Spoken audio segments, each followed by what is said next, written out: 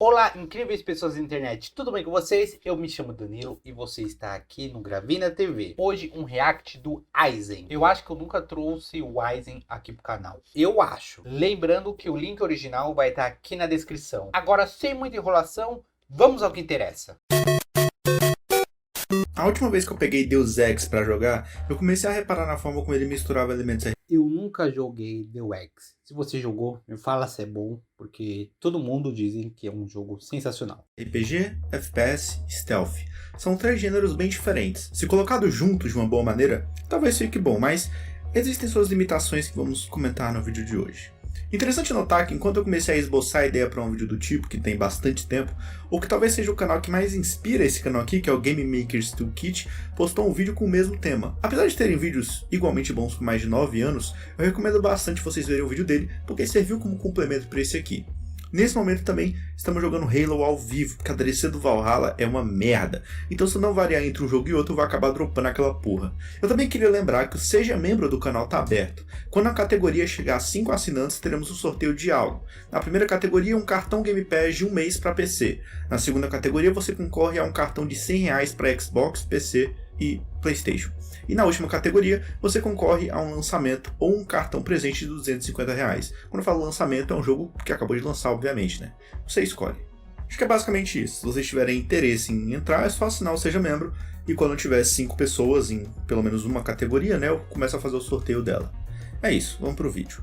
No começo dos videogames, gêneros em si praticamente não existiam porque o processamento das máquinas na época pouco permitia uma variedade de estilos de jogos. Eu acho que os gêneros de videogame foram surgir lá pra quando saiu o Atari, nesse período aí, né? Porque daí começou a ter jogo de corrida, jogo de navinha, e daí a gente foi começar a expandir, né?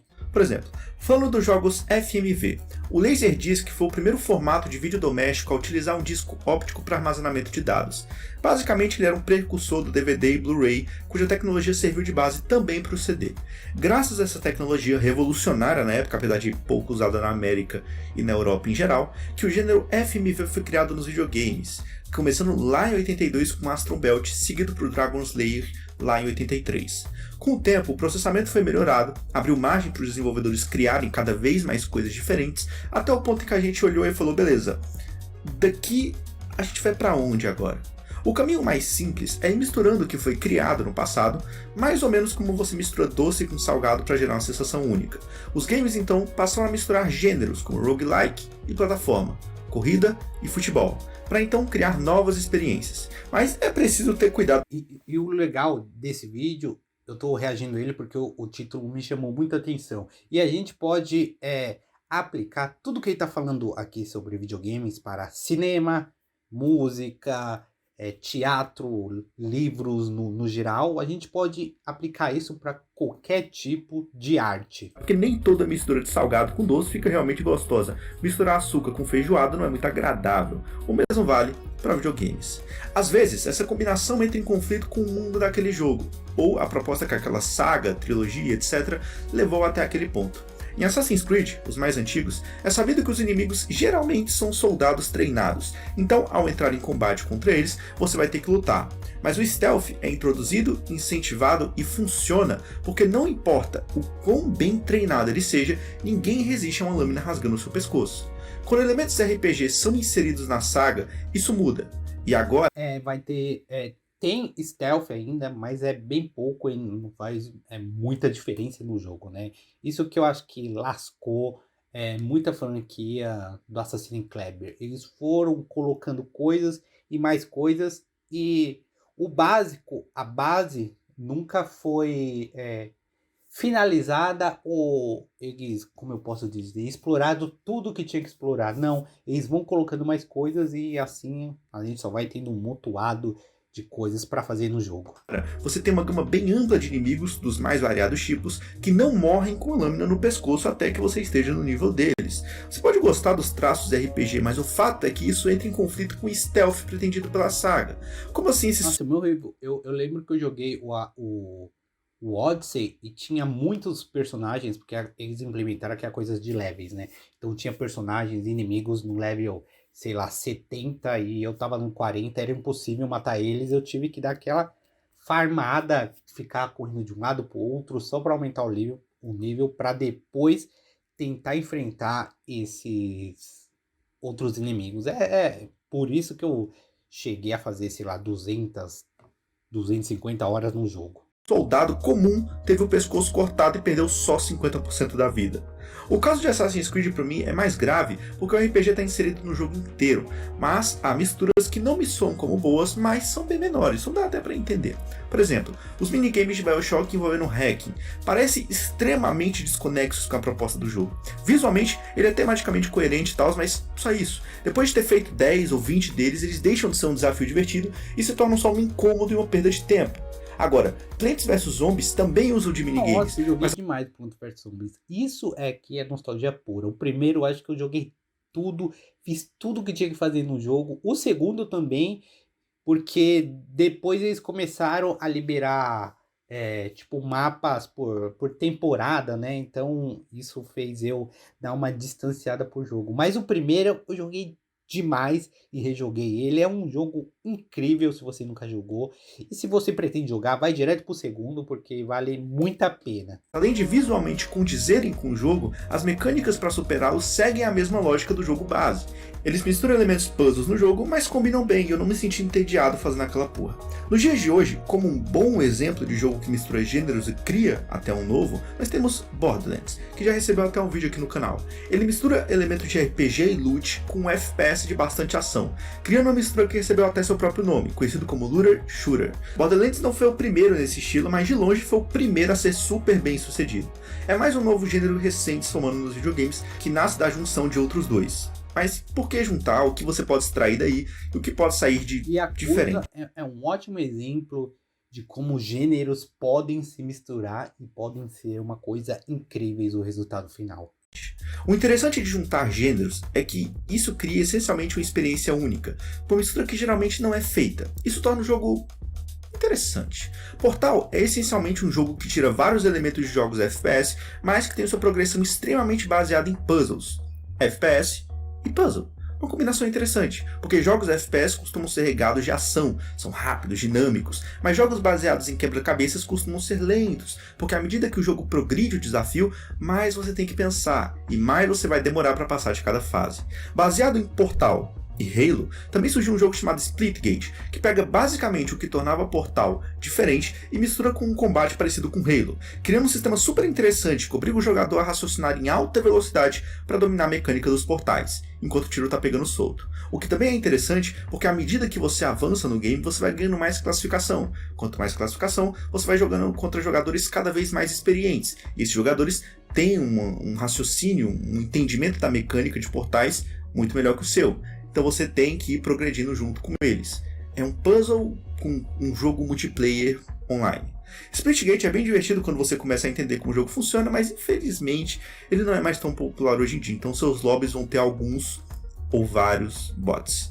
Outra mistura legal é o que BPM faz. Ele pega de um gênero que você provavelmente já jogou algo e mistura com Doom. No caso, os gêneros são jogos rítmicos, aqueles que geralmente se concentram em danças ou performances que exigem que os jogadores pressionem botões em uma sequência ditada na tela de acordo com o ritmo da música. Pode pensar no exemplo que você quiser, você tem vários jogos assim. No caso, pega Just Dance.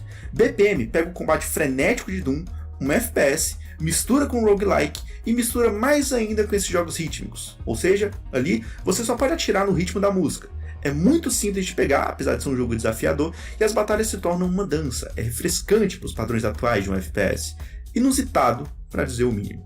Outro exemplo de junção não muito comum, mas de um jogo ultra popular, é o que Rocket League fez. Basicamente pegar o gênero corrida, com mais ênfase no subgênero de demolição, onde os carros se chocam e geram danos e isso é relevante para gameplay, com o gênero esportes. Mais especificamente, futebol. Esse game é uma revolução total.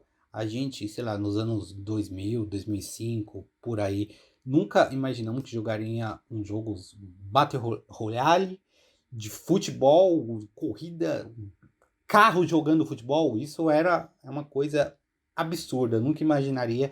E a fanbase dele é incrível, gigante, continua se expandindo. Você tem que ver as pessoas, os pro players jogando esse jogo. Os caras fazem umas coisas fora do comum. Bom, Apesar de hoje em dia você ter outros modos de jogo, né? Porque, bom, FIFA é um dos jogos mais vendidos a cada ano e o público no geral gosta de jogos de corrida, então futebol de carro, porra.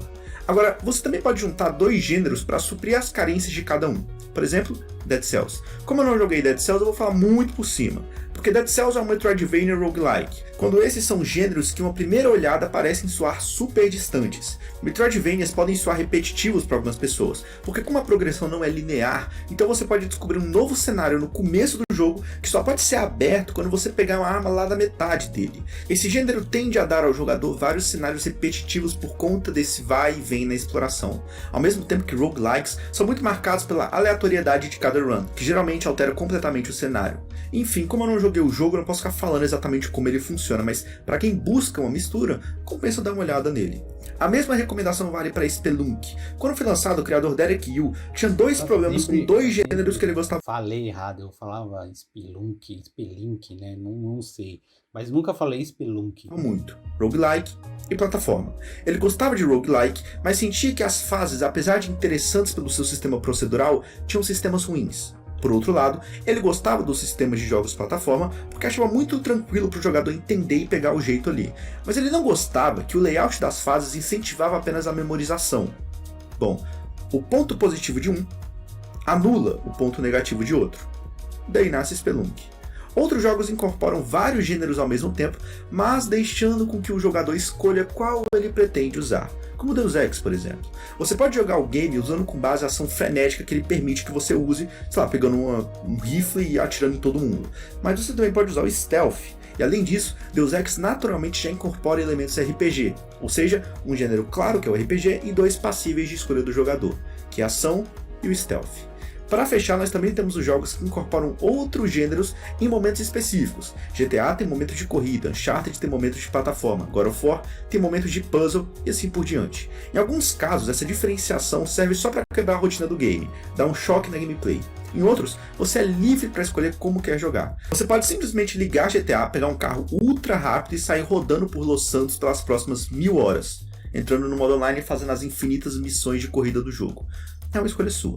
No fim, existe muita coisa interessante sendo feita por aí, desde junções mais leves como God of War, que junta hack and slash com puzzle, até algumas realmente interessantes como o BPM, que junta FPS, roguelike e jogos rítmicos. Ou até Yoku's Island Express, que junta jogos plataforma com pinball, fazendo uma inovação interessante que exige que o jogador controle o cenário e não o personagem, assim como os jogos pinball funcionam.